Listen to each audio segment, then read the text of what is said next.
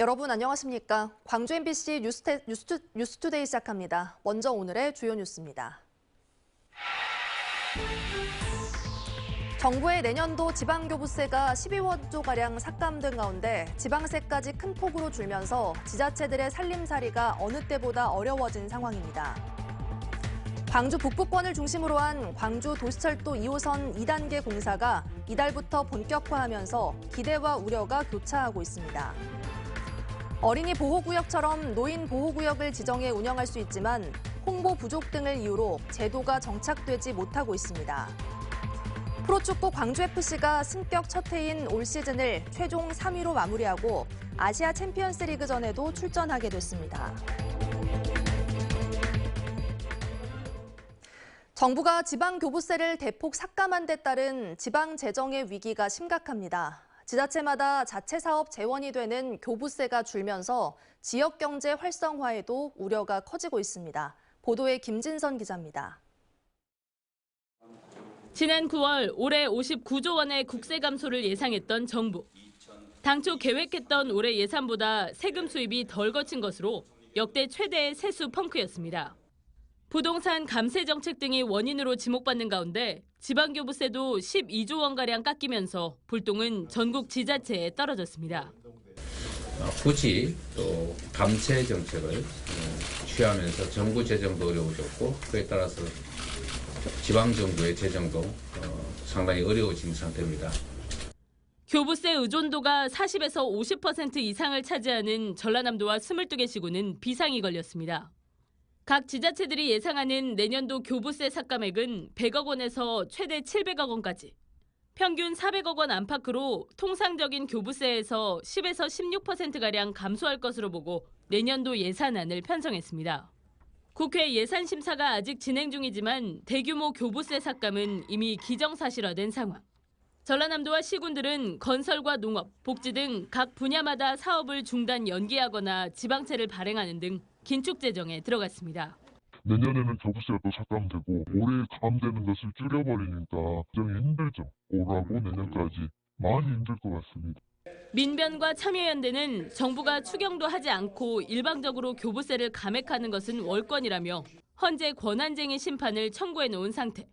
내국세의 19.24%인 지방교부세 비율이 17년 동안 인상되지 않았던 만큼 비율 자체를 인상해달라는 요구도 잇따르고 있습니다.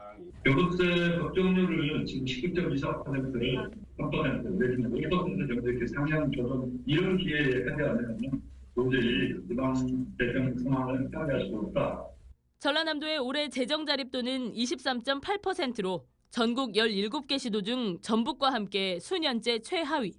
경기 침체로 인한 지방세 감소에 이어 의존도가 높은 지방 교부세마저 삭감되면서 그렇지 않아도 소멸 위기에 처한 지방의 살림은 더 어려워지고 있습니다.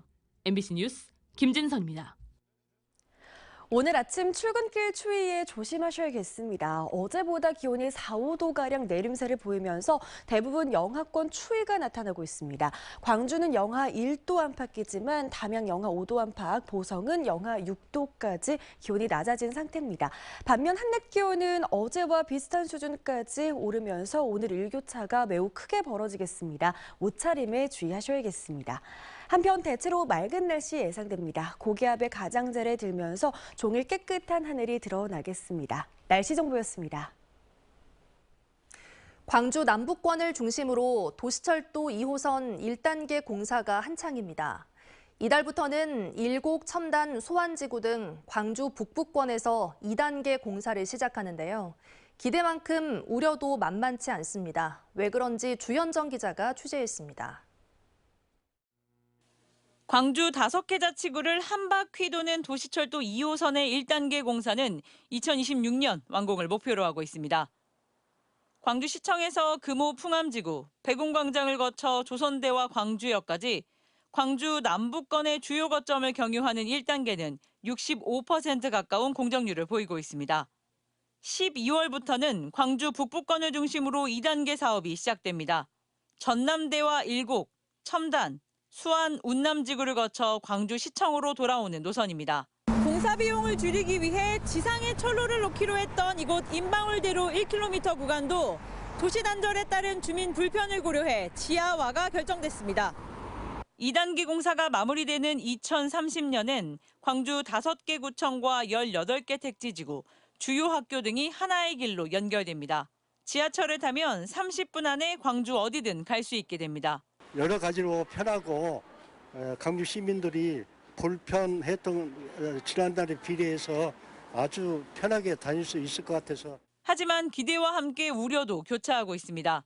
사실상 광주 전역의 주요 도로가 공사장으로 변해 교통정체나 보행 불편은 물론 각종 돌발 상황도 예상됩니다. 1단계 공사로 공식 접수된 민원만 1,400여 건, 잦은 단수와 땅꺼짐, 사망 교통사고에 이르기까지 안전, 교통, 소음할 것 없이 하루 1건 이상의 불편 신고가 접수되고 있습니다.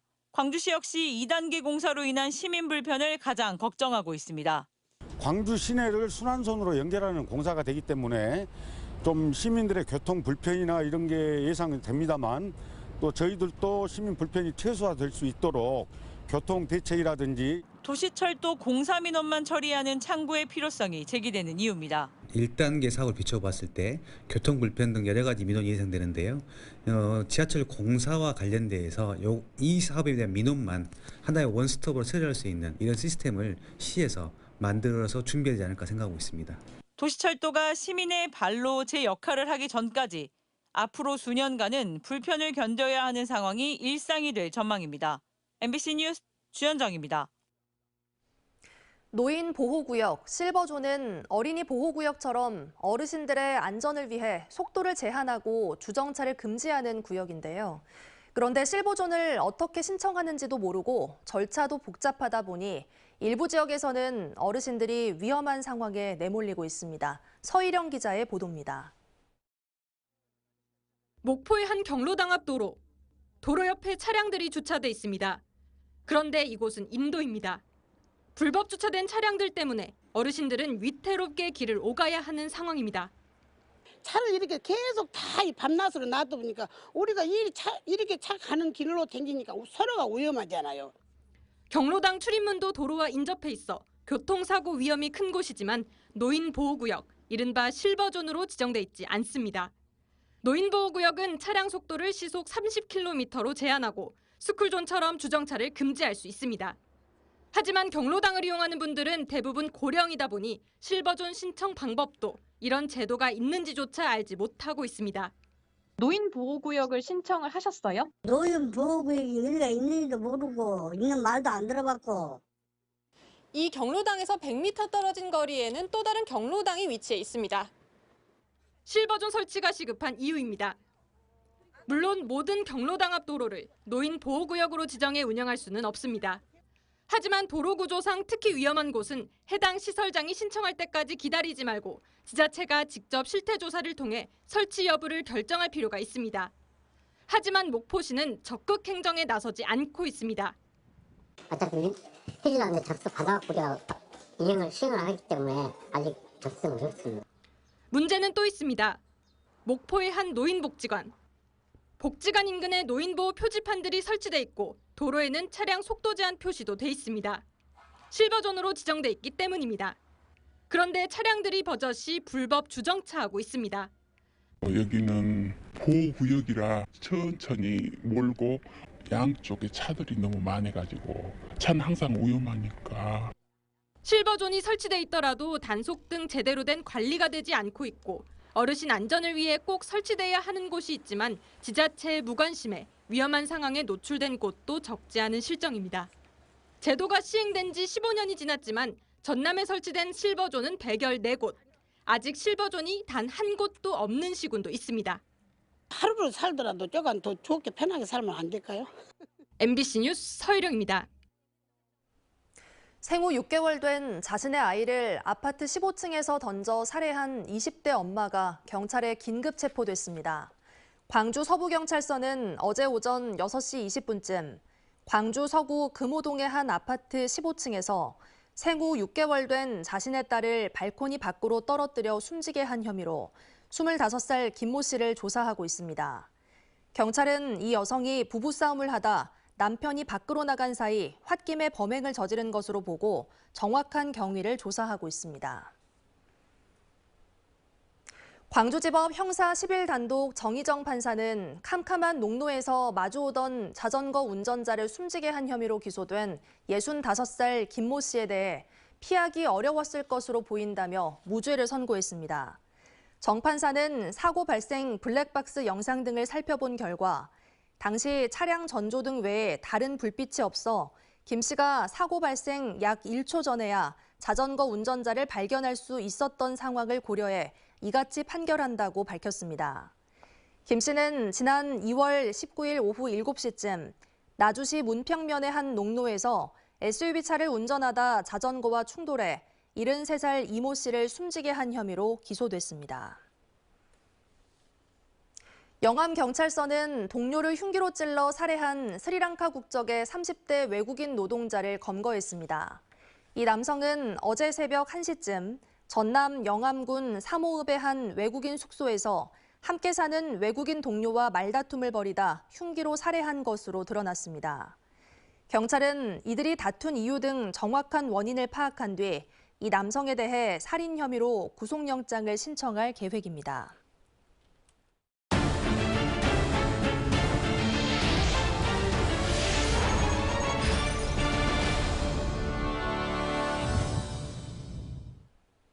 순천시가 올해 안에 신청사 건축공사에 들어갈 계획이라는 소식 전해드렸었죠.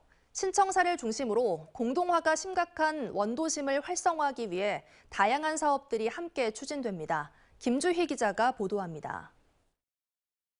순천시는 오는 2025년 말 본격적인 신청사 시대를 열게 됩니다. 시는 이 신청사를 중심점으로 원도심의 활력을 불어넣을 수 있는 다양한 사업들을 병행해 추진할 구상입니다. 가장 먼저 신청사 건립과 연계해 추진될 대표 사업은 바로 문화스테이션 건립 사업. 신청사 부지 내에 생활 SOC 복합 공간을 함께 조성하는 겁니다. 이와 함께 현 순천시 청사를 철거한 뒤 공원 등 시민 휴식 공간도 조성합니다. 공원은 일상적으로 주민들이 와서 편히 쉴 수 있는 공간, 그다음에 만남의 광야 이런 형태로 조성이 될 것 같습니다. 순천시 중앙동과 남내동, 동해동 일원을 상권 활성화 구역으로 지정하고 문화상권 조성 사업도 병행 추진합니다. 먹거리 특화 골목을 조성하고 청년 유치 업종 지원, 스마트 상권 조성 등을 통해 갈수록 쇠퇴하는 골목 상권을 살려내겠다는 전략입니다. 또한 경전선 폐선 부지와 도심하천을 연결해 원도심 수변 상권을 조성하는 사업도 전략적으로 추진할 계획입니다. 도시의 얼굴이 바뀐다고 보고 있습니다. 그러면 이렇게 기반 시설을 시에서 하고 그러면 커피숍, 호텔 이렇게 문화 공간들을 민간 투자로 들어오는 저희가 이제 장기적인 전략을 세우고 있습니다. 순천시 신청사 건립 사업은 원도심 활성화 사업과 연동해 상승 효과를 극대화하는 새로운 동기부여가 될 수 있을 전망입니다. MBC 뉴스 김주입니다. 프로축구 광주FC가 1부 리그 승격 첫 해인 올 시즌을 3위로 마치며 구단 최초로 아시아 챔피언스 리그에 출전하게 됐습니다. 광주FC는 광주 축구 전용 경기장에서 열린 K리그1 마지막 경기에서 포항과 득점 없이 비기며 최종 승점 59점, 팀 순위 3위를 기록했습니다. 이로써 광주는 구단 통산 1부 리그 역대 최고 순위와 승수를 동시에 달성하고 내년 아시아 축구연맹이 주관하는 챔피언스 리그 엘리트 플레이오프에도 출전할 수 있게 됐습니다. 광주 시민 10명 중 9명 이상이 교권 침해를 심각한 사회교육 문제로 인식하는 것으로 조사됐습니다. 광주시의회 교육문화위원회가 실시한 여론조사 결과에 따르면 수업 방해와 교사 조롱, 폭행과 같은 교권 침해의 심각성에 대해 응답자의 50.3%가 매우 그렇다고 답했고 42.7%는 그렇다고 답했습니다. 교권 침해 발생 이유로는 입시 위주 교육에 의한 예절과 인성교육 소홀을 꼽은 비율이 32.1%로 가장 높았습니다. 이번 조사는 시의회가 한국정책연구원에 의뢰해 시민 700명을 대상으로 지난 10월 12일과 18일 사이 무선전화 면접 방식으로 진행됐습니다. 광주시가 내년 본 예산에서 민주노총의 대회의실 임차료 지원 예산을 전액 삭감한 것과 관련해 민주노총이 사회적 합의를 저버린 것이라며 강한 유감을 나타냈습니다.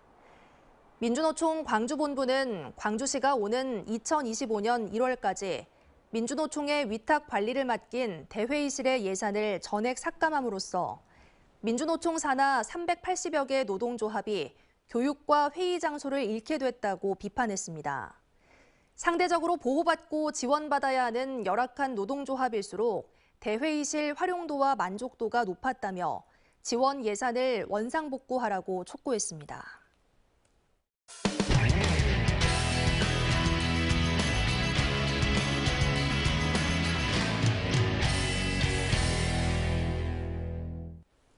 일본의 체육문화시설 벤치마킹에 나선 울산시 해외사절단이 후쿠오카 시모노세키 야구장에 이어 홋카이도 돔구장을 찾았습니다.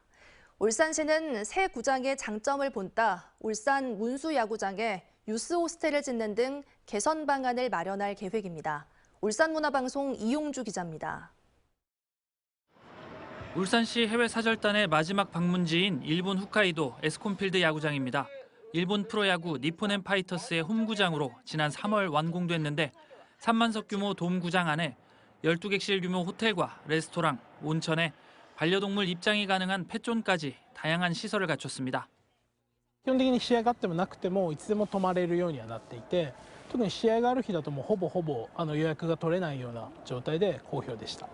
일본 파견 첫날 후쿠오카 돔구장을 시작으로 시모노세키 야구장을 찾았던 사절단이 마지막 날까지 야구장을 방문한 이유는 울산 문수야구장의 활용 방안을 찾기 위해서입니다. 1년에 몇 차례에 불과한 프로야구 롯데 경기가 열릴 때를 제외하곤 사실상 놀고 있는 야구장을 활성화시키고 추가 경기를 유치하겠다는 겁니다.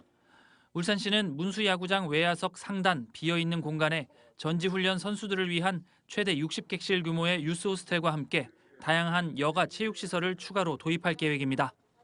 이 형태를 빌어서 우리 야구를 좋아하는 팬들을 위한 또 우리 울산을 찾아오는 여러 가지 스포츠에 대한 부분을 함께 변형할 수 있도록 야구장을 한번 멋지게 한번 조성해 볼 생각이고요.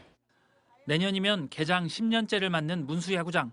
울산시는 이번 시찰 결과를 토대로 문수축구장에 대한 장기적인 활용 방안도 검토한다는 계획입니다. MBC 뉴스 이용주입니다.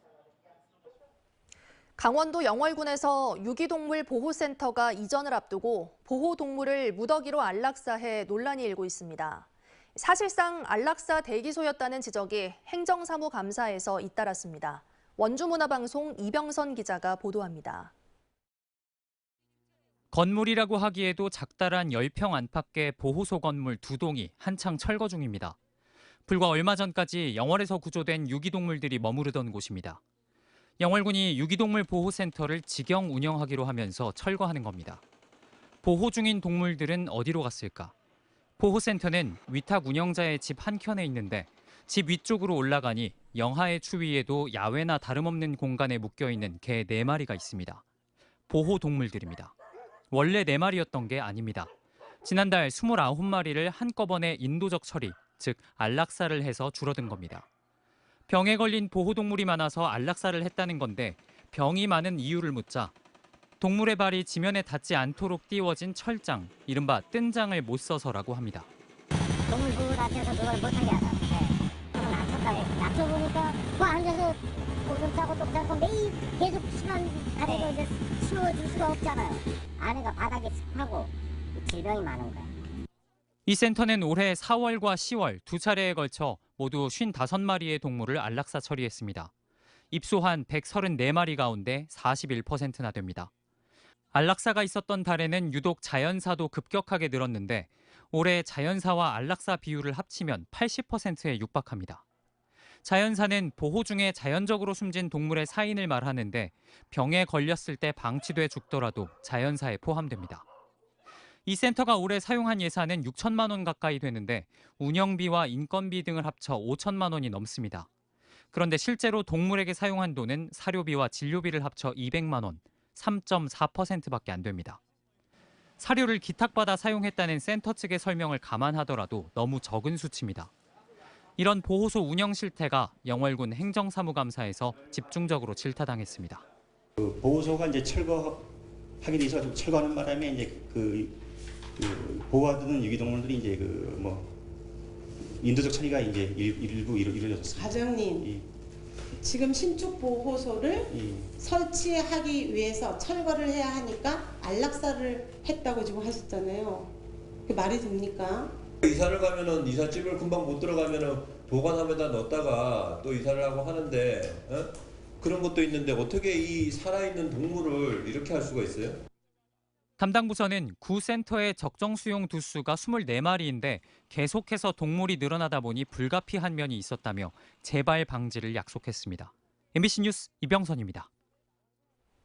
경상북도 교육청이 교사의 업무 환경을 개선하기 위해 전국 최초로 행정 시스템에 네이버의 인공지능 플랫폼을 접목했습니다. 인공지능이 교사의 업무를 얼마나 줄여주는지 직접 확인해봤습니다. 안동문화방송 이도훈 기자입니다. 안동의 한 초등학교. 선생님은 수업이 잠깐 없는 틈을 활용해 각종 책자와 홈페이지를 검색합니다. 내년도에 개정될 교육과정을 익히고 관련 학습계획서를 작성해야 하는데 필요한 자료가 어딨는지 몰라 헤매기 일쑤입니다. 같은 업무를 네이버가 개발한 인공지능 하이퍼클로바 X로 진행해봤습니다. 검색창에 필요한 자료를 입력하자 개정 교육과정의 추구하는 자료가 검색되고 요약해 보여달라는 제주문에 한눈에 확인할 수 있는 표로 나타납니다. 기존의 교육청 행정자료실 자료를 네이버 클라우드에 저장한 뒤 인공지능에 반복 학습시켜 교사의 요구대로 자료를 찾아주는 겁니다. 사실 학생들을 수업을 준비하는 과정도 상당히 많이 걸리는데 이렇게 쉽게 바로바로 자료를 찾을 수 있어서 전보다는 훨씬 더 많이 편리해진 것 같습니다. 전국 공공기관 가운데 네이버의 인공지능 신기술을 행정 시스템에 결합한 건 경북교육청이 처음입니다. 행정 업무 경감을 통해 교사들이 수업 준비에 조금 더 몰두할 수 있는 환경을 만드는 게 이번 사업의 목표입니다. 앞으로 예를 든다면 학교 수업에 있어서도 경북의 22개 지역에 특산물이 표시된 지도를 그려줘. 이러면 지도가 나올 정도가 되거든요. 그러면 수업의 활용도 또 선생님들 행정 업무의 활용도가 굉장히 높아지리라 이렇게 생각합니다. 네이버는 경북교육청과의 이번 협력을 통해 인공지능의 학습 능력이 확장되는 만큼 가까운 미래엔 학부모 상담도 AI로 대체하는 기술까지 보급할 계획이라고 밝혔습니다. 미국, 중국, 그리고 말고는 한국밖에 없습니다. 행성형 AI 기술을 확보하고 있는 나라가. 그래서 이런 것들을 앞으로 발전시킬 수 있는 또 첫 단추 더 기반을. 최근 설문조사에서 유치원, 초중등과 특수교사의 90% 이상이 행정 업무가 과다하다고 답하기도 했습니다. 행정 업무 경감으로 시작된 인공지능의 학교 진출이 교육 환경 전반에 어떤 변화를 가져올지 벌써부터 관심이 커지고 있습니다. MBC 뉴스 이도훈입니다. 전라남도가 내년도 노인 일자리와 사회활동 지원 사업 참여자를 확대하기로 하고 오는 29일까지 모집합니다. 내년 전남 노인 일자리와 사회활동 참여자는 6만 4천여 명으로 올해보다 7천 명 늘었고 공익활동과 사회서비스, 시장과 취업 알선 등 4가지 분야로 추진될 예정입니다. 오늘 아침 출근길 추위가 심합니다. 어제보다 4, 5도가량 기온이 곤두박질하면서 대부분 영하권에서 시작하고 있습니다. 광주는 영하 1도 안팎이지만 담양 영하 5도, 보성은 영하 6도 안팎까지 낮아졌습니다. 반면 한낮 기온은 어제와 비슷한 수준까지 오르면서 오늘 일교차가 매우 크게 벌어지겠습니다. 옷차림에 유의하셔야겠습니다. 아침 추위만 아니라면 대체로 무난한 날씨가 예상됩니다. 오늘 고기압의 가장자리에 들면서 종일 맑은 하늘이 드러나겠습니다. 바다의 물결은 최고 1m에서 1.5m로 조금 높게 일겠습니다. 내일과 모레는 오늘보다도 기온이 더 높게 오르면서 대체로 포근하겠고요. 모레는 한때 비 소식 들어있습니다. 날씨 정보였습니다. 뉴스 마칩니다. 시청해주신 여러분 고맙습니다. 언제 어디서나 내 손 안의 뉴스. 광주 MBC 뉴스 유튜브 구독으로 함께하세요.